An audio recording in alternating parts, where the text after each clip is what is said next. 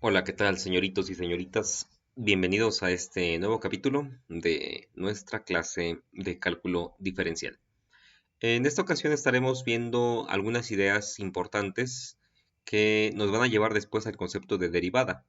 Primero tenemos que entender por qué razón es importante la derivada antes de poder nosotros manipularla o jugar con pues sus reglas o dominarlas, ¿no? Entonces, primero veamos algunos tipos de problemas que están relacionados con los cambios de una magnitud con respecto a otra, ¿sí? Vamos a fijarnos primero en tres ejemplos que tenemos acá: el flujo de agua, la velocidad de un auto y el tipo de cambio de peso con respecto al dólar. Primero hablemos del flujo de agua. Vamos a imaginar entonces que tenemos una pila de agua o un tanque de agua, como se le conoce normalmente. Entonces, este tanquecito de agua, vamos a imaginar que está inicialmente lleno, pero en la parte de abajo nosotros quitamos el tapón de vaciado para poder lavarlo o hacer otra cosa. Entonces, por experiencia, tú sabrás que el flujo de agua a través de este agujerito, al principio, es muy grande el chorro de agua, ¿cierto? Es decir, podemos hablar de que aquí hay una cantidad muy grande de litros de agua por minuto, ¿ok? Sí, cada minuto pasan 60 segundos y si recogieras esa agua sería una cantidad muy grande con respecto a, por ejemplo, cuando el agua ya se encontrara a la mitad, ¿sí? Si el agua ya está a la mitad, estarás de acuerdo conmigo con que el chorrito de agua, pues a lo mejor pues ya no es tan grande como este, ya es algo así. Ah, yo de hecho quería hacerlo más delgadito, pero vamos a pensar en que está ahora así el chorrito de agua, ¿no? De hecho, ya no es tan extenso, ya no llega tan lejos. Entonces el flujo de agua ha disminuido. Y cuando el agua se encuentra a un nivel muy bajo, casi en medio de la abertura, pues tú podrás decirme también que el chorrito de agua que sale de acá, pues ya sale incluso pues casi sin fuerza, ¿no? Dos hilitos de agua salen por ahí. Entonces podemos hablar de que los litros de agua por minuto pues se vinieron abajo, ¿de acuerdo? La cantidad entonces de agua que salía de acá no era una cantidad constante, ¿sí? No era constante ese flujo de agua, sino que fue cambiando con el tiempo. Segundo ejemplo, la velocidad de un automóvil. Vamos a pensar que estamos en nuestro lugar de origen, Chautla de Tapia, y necesitamos ir a Puebla a comprar algo o a dejar algunos papeles o al hospital, no sé, tenemos alguna necesidad de ir. Tú sabrás a lo mejor más o menos cuál es la distancia de Chautla a Puebla y más o menos cuál es el tiempo de recorrido en un auto particular.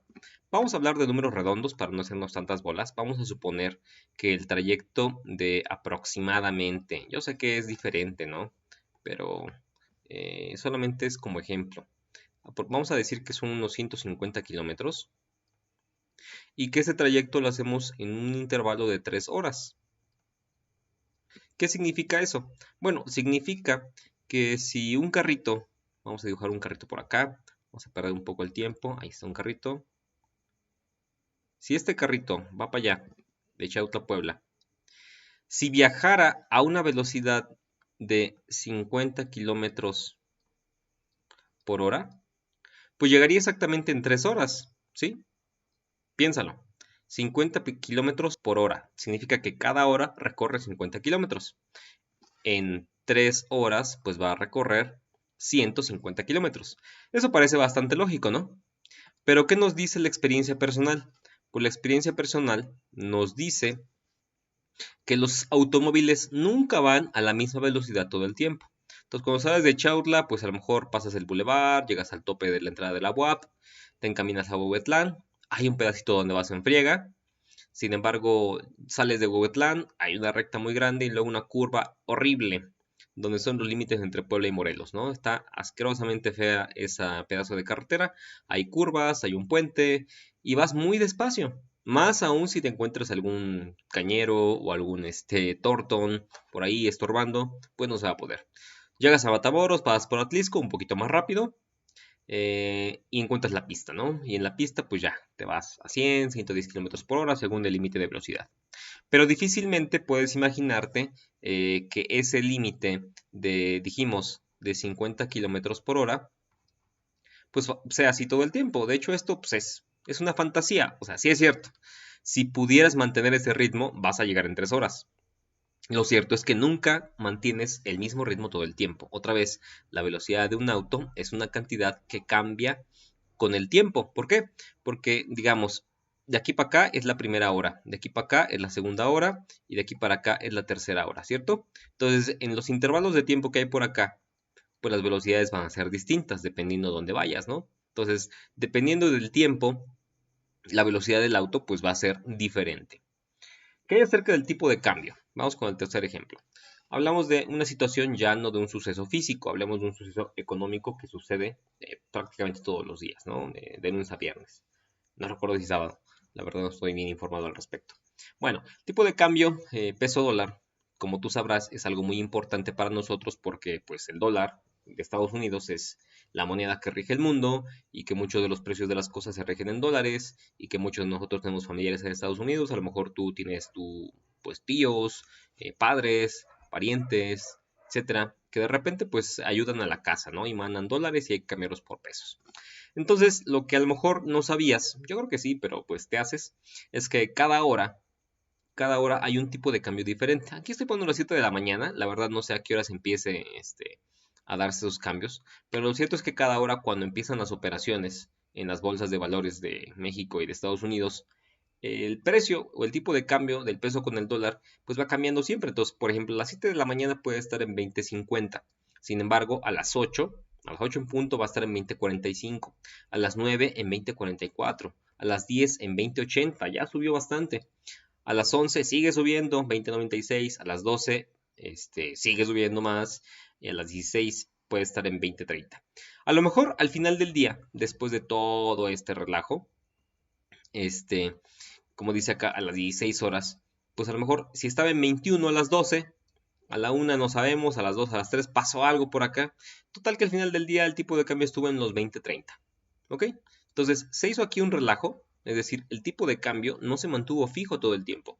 Es decir, tú a lo mejor puedes ver en las noticias, no, pues el tipo de cambio está en 20.30. Sí, en un intervalo de tiempo. Eso no significa que siempre ha estado así, va fluctuando con respecto al tiempo. Entonces, notas aquí, a lo mejor ya lo he dicho repetitivamente y es la respuesta a la pregunta. ¿Qué tienen en común estos problemas? El flujo de agua en una pila, la velocidad de un auto en un trayecto X y el tipo de cambio de peso dólar. ¿Qué tienen que ver entre sí? ¿Qué tienen en común? Bueno, que son eh, magnitudes o son elementos que van cambiando con el tiempo. Dijimos acá, no se mantienen constantes. Entonces podemos decir que tienen y aquí vamos a entrar en materia, hay una especie de variación, ¿ok? Variación. Y son los problemas realmente divertidos cuando las cosas van cambiando, ¿no? Hasta antes de esto, los problemas que hacías de matemáticas tenían que ver con cosas o que se mantenían estables o que nunca cambiaban. Entonces decías, yo tengo una barda, y quiero hacer una barda y para eso contrato unos albañiles, ¿no? Entonces, si ellos hacen media barda en 3 horas, 4 albañiles, ¿cuántas bardas van a hacer, no? O sea, suponiendo que van a llevar el mismo ritmo. La verdad es que no. La verdad es que si tú metes muchos albañiles acá, se van a empezar a estorbar y no van a hacer nada por aquí, ¿no? Van a ser un desastre.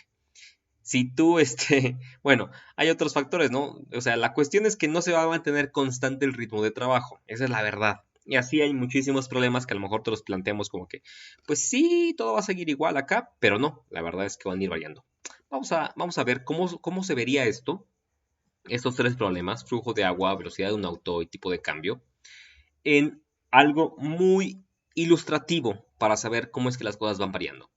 Y eso son las gráficas, ¿sí? Las gráficas que viste bueno, yo las vi en cuarto año de primaria, ahí me presentaron al plano cartesiano, que dijeron que fueron en Descartes. No sé si ya cambiaron mucho los profesores de primaria actualmente, pero yo recuerdo muchas cosas que me enseñaron y la gente de mi edad, pues dice, no me acuerdo de nada, entonces no sé qué onda. Y ustedes menos, ¿no? Pero bueno, vamos a pensar en el flujo de agua. ¿Cómo podemos graficar el flujo de agua aquí? Te voy a decir cómo no es. el flujo de agua no es así. Ay, salió horrible. Voy a tomar la herramienta mejor. El flujo de agua nunca va a ser así. ¿Sí? ¿Qué significa esto? A ver, vamos a explicarlo brevemente. ¿Qué tenemos acá? Los ejes, para empezar, tenemos que ver a qué se refieren. En el eje X tenemos el tiempo, los minutos. Es decir, que es un evento que va transcurriendo en el tiempo. Pueden ser 1 minuto, 2 minutos, 5 minutos, 10 minutos, 20 minutos, por ejemplo. Y en el eje Y lo que vamos a graficar es los litros de agua por segundo, por ejemplo, que van saliendo, ¿no? O sea, cuánta agua va saliendo de ahí. El chorro de agua, por decirlo así. Aquí también pudimos haber puesto la presión, pero pues ahí podemos poner muchas cosas, ¿no? Vamos a pensar en los litros de agua que van saliendo por segundo, en los minutos que están apareciendo acá. Por ejemplo, vamos a darle aquí, deshacer. Les decía que esto no puede pasar, porque esto significaría que no importa el tiempo, pues siempre va a tener la misma altura. Es decir, que no, esto significa que se mantuvo constante el comportamiento. ¿Sí? O sea, puede ser al minuto 2 estaba mandando, qué sé yo, 5 litros de agua por segundo. ¿Sale? Y al minuto 10 dijimos, pues también está a 5 litros de agua por segundo. Y al minuto 20 está a 5 litros de agua por segundo. Eso no tiene coherencia. Supongamos, por ejemplo, que a los 20 minutos se tendría que vaciar completamente. Entonces, no puede ser que cuando esté casi vacío siga arrojando la misma cantidad de agua que cuando estaba lleno. ¿Sí? Estaba lleno al minuto 0. ¿Sí? O sea, cuando tú sacas el tapón, ese es el minuto 0. Entonces, el chorro de agua no puede ser así. Vamos a deshacer todo esto. ¿Cómo sería entonces una gráfica que representara bien pues el flujo de agua? Aquí ya puse un máximo, ¿sí? Estamos poniendo el máximo, porque estarás de acuerdo que siempre al principio pues es el chorro más fuerte, ¿no? Y conforme pasa el tiempo, cuando se vacía, aquí ya está vacío, digamos que son 20 minutos. En este punto, pues está prácticamente en cero. O sea, ya es un chorrito muy pequeño de agua. Entonces, a ver si estás de acuerdo conmigo en que al principio va a estar al máximo y conforme pasan los minutos va a ir bajando, bajando, bajando, bajando, bajando, bajando, bajando, bajando, hasta que se acerca a cero. ¿Sí? Eso es más o menos la gráfica que representa el flujo de agua de salida de un tanque que se está vaciando. Cuando está lleno, obviamente, la presión o los litros de agua que van saliendo son muchísimos, es el máximo.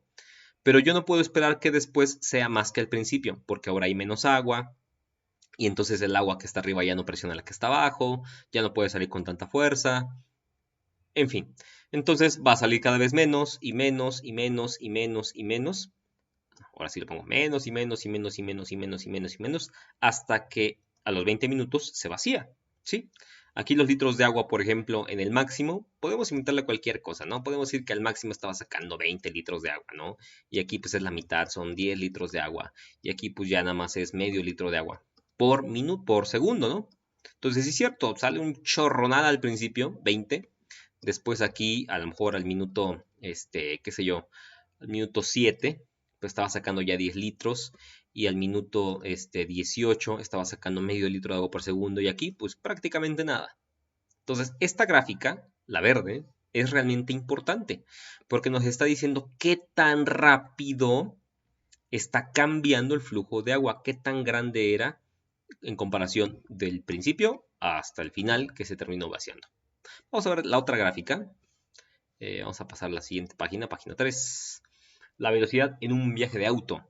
Esto puede ser, a lo mejor va a depender de las circunstancias. Vamos a suponer cosas, ¿no? Aquí. En el pasado, pues sí parecía lógico, ¿no? Pero vamos a suponer lo siguiente. Supongamos que al principio, pues empiezas el viaje, sales de la unidad deportiva donde dice bienvenidos a Chautla o regresa pronto o buen viaje, ¿no? Es el letrero que ya está cayendo. Entonces empiezas a una velocidad de 50, ¿no? Y ahí vas en 50, tun, tun, tun, llegas a las curvas, tienes que bajar la velocidad, pasas las curvas y llegas a la recta que va para Huehuetlán. Otra vez llegas a los baches, los topes, vuelves a bajar la velocidad. Y luego que bajas la velocidad, pues entras a Huehuetlán y bajas más la velocidad. Llegas a una parada de un agente y se queda en cero. Después otra vez vuelve a arrancar. Bueno, esto es más es un tramo, ¿no? Se mantiene constante, después vuelve a subir, se mantiene constante, luego vuelve a bajar, etcétera. Y así hasta llegar a Puebla, ¿no? Entonces la velocidad, pues puede ir desde, pues, arrancando en un punto en específico 50 kilómetros por hora, iba viajando aquí, ¿no? Podemos pensar incluso algo mucho más, válido, ¿no? Supongamos que empezamos desde que nos subimos a la combi y obviamente la combi está quieta, entonces está en cero y arranca 50 kilómetros por hora, llega a una velocidad constante, se encuentra un tope, baja mucho la velocidad, otra vez empieza a arrancar, llega a los 60, 70, se mantiene la velocidad, otra vez vuelve a bajar, o sea, algo por el estilo, ¿no? O sea, la velocidad en un viaje de auto nunca, nunca, en estos casos, va a seguir, como dijimos hace rato, lo voy a poner con otro color, no va a ser constante. Una línea recta como esta, horizontal, significa que hay un comportamiento constante, porque no cambia. Otra vez repito, en el segundo cero está en 50 kilómetros por hora. Ah, perdón, en horas, ¿no? En la primera media hora, ¿qué pasa después de 30 minutos? Ah, pues está en 50 kilómetros por hora. ¿Qué pasa a la hora 1? Checo, ¿cuál es la velocidad? 50 kilómetros por hora. Ah, caray, qué raro. Chofer tan más bueno que tengo acá. 1:30 horas. Checo la velocidad, 50 kilómetros por hora. Eso nunca va a pasar. Y en los puntos intermedios, obviamente, pues tampoco. O sea, no puede ser que siempre vaya a la misma velocidad. Un comportamiento constante es muy difícil de que suceda en la vida real. ¿Ok? En la vida real es muy difícil que un comportamiento sea constante. Lo más que puede pasar en ciertos casos es que el comportamiento sea aproximadamente constante. Entonces se van a ver unas cositas por acá, bla, bla, bla, bla. O sea, en una franja de aquí para acá no pasa, ¿no? La velocidad. Ahí se mantuvo más o menos. Lo más. Pero una línea recta es bien difícil que suceda. Ok. Sin embargo, bueno, es muy útil para hacer ciertas aproximaciones. No quiere decir que porque nunca pase no sea útil. Es útil. Tercer ejemplo. ¿Cómo sería la gráfica del tipo de cambio del peso con respecto al dólar? Vamos a imaginar que aquí están pues los 21 varos, 21 pesos. Ahí están. Uy, sale. 21 pesos. Y por acá están los 20 y párale de contar, ¿no? Por aquí están los 20. Entonces el tipo de cambio, como dijimos al principio, dice acá empieza a las 7 en 20.50. Está bien. Estamos acá. En 20.50. Entonces a la mitad. Aquí está empezando. Después a la hora 20:45 y luego 20:44. Sale, regresamos para acá. Entonces esta es la primera hora, esta es la segunda hora. Entonces, por acá pudo haber hecho cosas raras. ¿Qué dijimos que era? Se me olvidó. 20:45, 24. O sea, por debajo, ¿no? Acá estamos. Entonces, por ejemplo, aquí el dólar se comportó pues más o menos bien. Vamos a marcar con amarillo la línea esta. Vamos a suponer que es una línea recta. Nada más para las intersecciones. Vamos a suponer que por acá está el 20.45, ¿no? Que dice ahí. 20.45 está aquí, en esta intersección. Entonces, el tipo de cambio, a lo mejor por minuto, pues se comportó de manera rara, ¿no? Por aquí subió, bajó, se mantuvo más o menos estable. Pero cuando llegó la primera hora, aquí se estableció, ¿cierto? En la segunda hora, a lo mejor pudo subir mucho, pudo volver a bajar, pudo volver a subir. Total que cuando llegó la hora número 2, eran a las 8 de la mañana, ¿verdad? Cuando llegaron las 8 de la mañana, pues estaba un poquitín abajo, ¿sale? 8:40 perdón, a las 8 en punto estaba en 20,44, ahí está. Y luego si revisamos esto, luego dice, ¿qué? 20:80 a la siguiente hora, pues ya se fue para arriba, ¿no? Ya se fue para arriba y después se fue creo que a 21, me parece, ajá, a 20.90, 20.96 y 21.10. Entonces por aquí se mantuvo así, luego se mantuvo acá, y luego se volvió a subir. Total que pasaron cosas acá. Y a las 6 de la tarde ya estaba en 20,30. Aquí ya estaba en 20,30 y se acabó, ¿no? Entonces, nota que todo este comportamiento del tipo de cambio no se mantuvo nunca estable, ¿sí? O sea, más o menos en algunas franjas por ahí anduvo oscilando, pero nunca fue constante, o sea, nunca fue, otra vez, ¿qué es constante? ¿Cómo se ejemplifica lo constante en una gráfica? Nunca fue una línea horizontal recta, nunca, ¿sí? Siempre estuvo variando con respecto al tiempo. Mientras el tiempo fue corriendo por acá, el tipo de cambio fue moviéndose por acá. A eso se le llama la variación de una característica de un fenómeno con respecto a la otra. Las más famosas variaciones tienen que ver con el tiempo, ¿sí? Porque el tiempo, pues, es, como ya lo viste en funciones, es una variable independiente. Recuerda que para graficar una función necesitas la variable dependiente, f de, voy a poner de una vez la t, f de t, y t es la variable independiente. T se mueve por donde se le da su gana, le damos un dominio y él se mueve ahí. Pero f de t se comporta según quien sea t. T es el tiempo, t es una variable independiente. Tan cierto es que pues ninguno de nosotros puede mover el tiempo a su antojo. Él se mueve hacia adelante y no le importa nada. Lo que hagamos con el tiempo es cuestión nuestra, pero el tiempo va pasando a su ritmo. Entonces es una variable independiente. Bueno, sin embargo, hay muchos otros fenómenos que pueden modelarse sin tomar en cuenta el tiempo. Vamos a ver unos ejemplos nada más. Puede ser, por ejemplo, la variación, ojo, de la conductividad eléctrica. En las clases de física para ingenierías, bueno, si no llevas física para ingenierías, pues ni modo, lo veremos en su momento con termodinámica, pero existen materiales que pueden variar su conductividad eléctrica.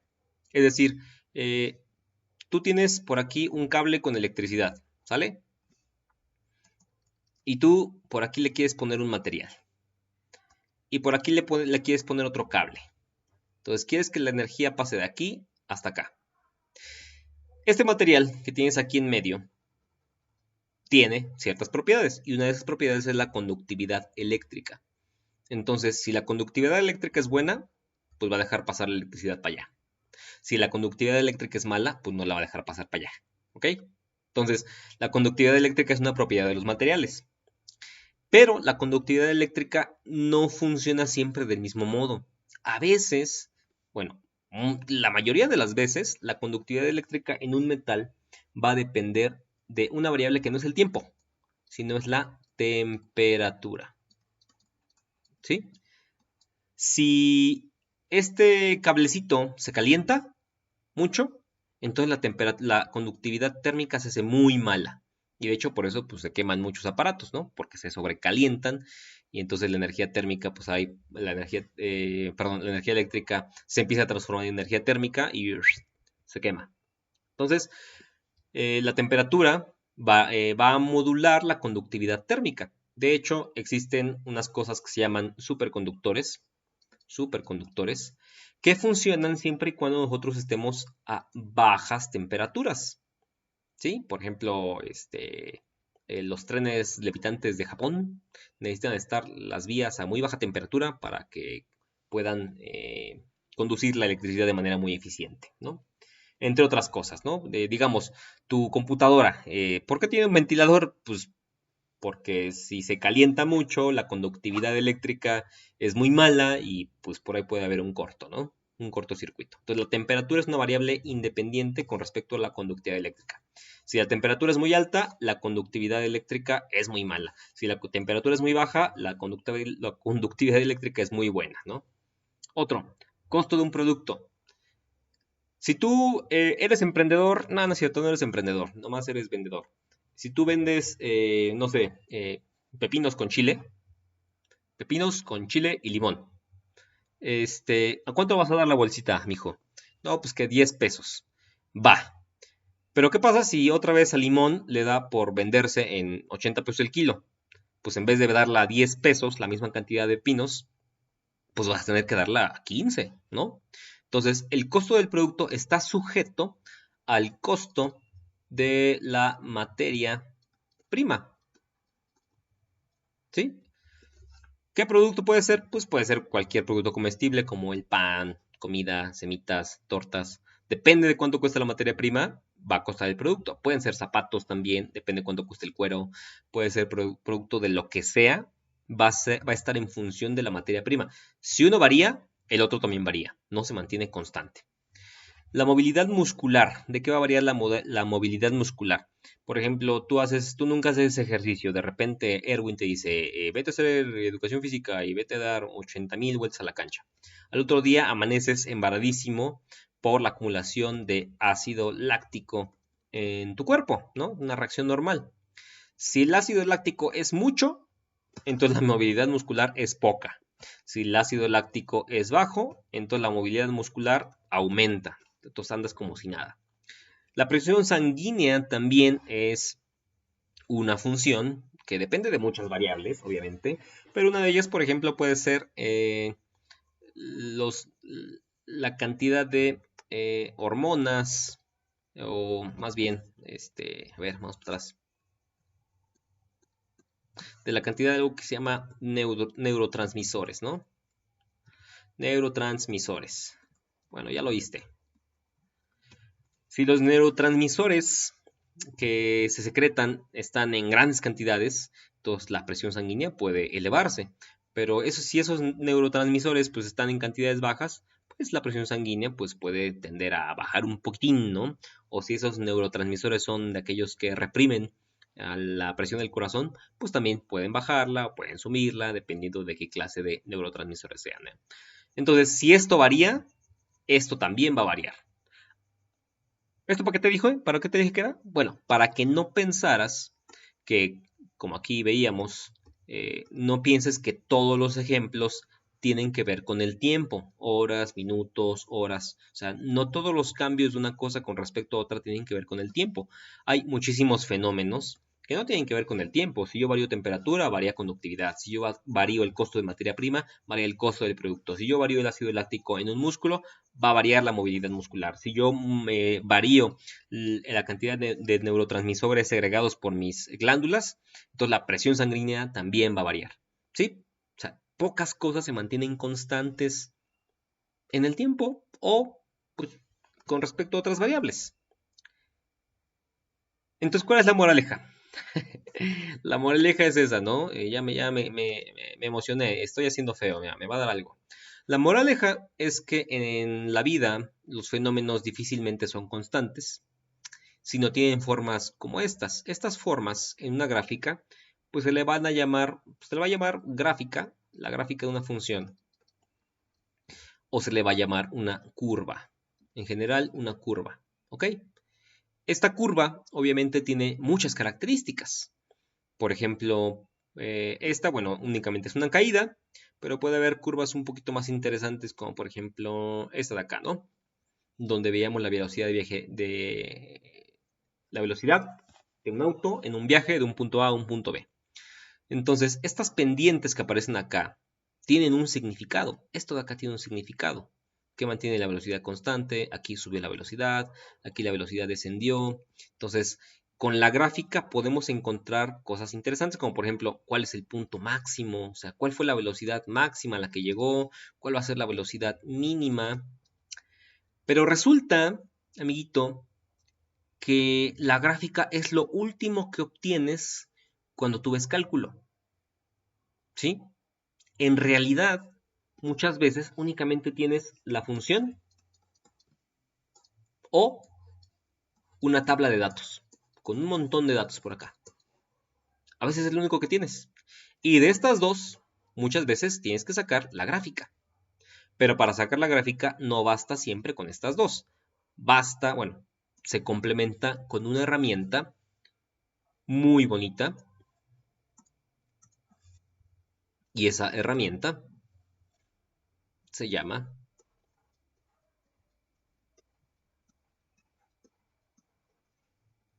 cálculo. Cálculo de dos tipos. Cálculo diferencial y por otro lado, cálculo integral. Son dos interpretaciones de una gráfica.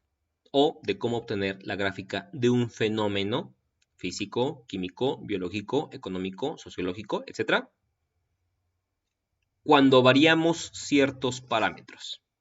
Aquí estamos variando uno. Lo cierto es que el cálculo hay cálculo de una variable, aquí, ahorita en la versión pues, prepa, y en las ingenierías, pues ves cálculo pues, de varias variables, ¿no? X, Y, Z y las que se te ocurran. Bueno, entonces la introducción es la introducción formal al curso, en el cual te debes dar cuenta que nada está quieto. Pocas cosas son constantes. Bueno, espero que te hayas divertido. Adiós.